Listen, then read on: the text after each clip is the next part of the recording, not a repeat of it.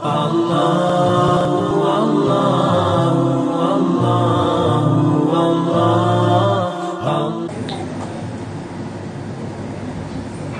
jika disuruh cukur habis jenggot oleh bapak sampai sudah diusir dari rumah?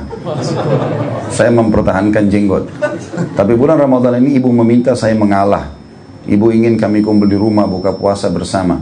Sebenarnya penolakan-penolakan terjadi pada hukum syariat ini karena ketidakfahaman saja. Bapak mungkin belum faham saja gitu kan. Kalau ini adalah sunnah Nabi alaihissalatu wassalam gitu. Dan sebenarnya apa bedanya antara tumbuh jenggot di sini dengan tumbuh rambut di kepala? Sama saja bulu di badan gitu kan. Perbedaannya dengan tumbuh di kumis. Cuma persepsi orang saja, kesannya orang berjenggot itu jorok atau kotor atau apalah. Jadi ada kadang-kadang karena ketidakfahaman saja. Saya sarankan bagi teman-teman yang menjalankan sunnah begini, maka dia harus berlemah lembut dengan orang tuanya. Bukan juga mengalah di sini, tapi berlemah lembut dalam arti kata, coba berikan penjelasan dan coba tunjukkan. Justru setelah menjalankan sunnah Nabi SAW, dia lebih baik, lebih santun, lebih ramah, lebih royal, ya.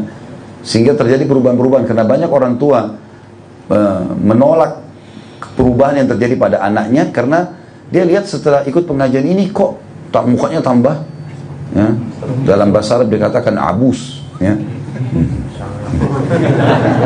Jelek sekali, sangar.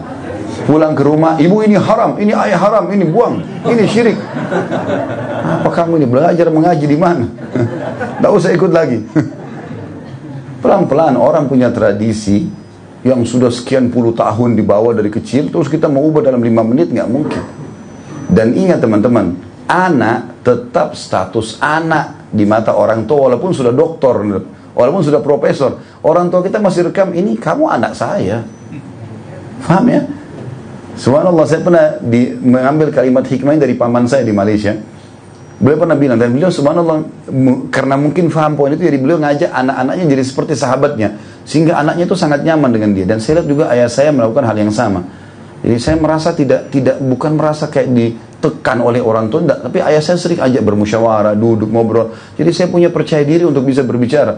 Banyak orang tua enggak gitu kan, anaknya ditindas, memang karena masalahnya status anak. Mau bagaimanapun kamu adalah anak saya. Nah kalau ada orang tua yang seperti ini punya sifat yang otoriter, maka kita harus lebih lembut dalam mengikutinya gitu ya, dalam mengikutinya. Jadi artinya di sini cobalah lebih royal. Tidak ada subhanallah manusia yang diberikan pemberian kemudian tidak baik ya.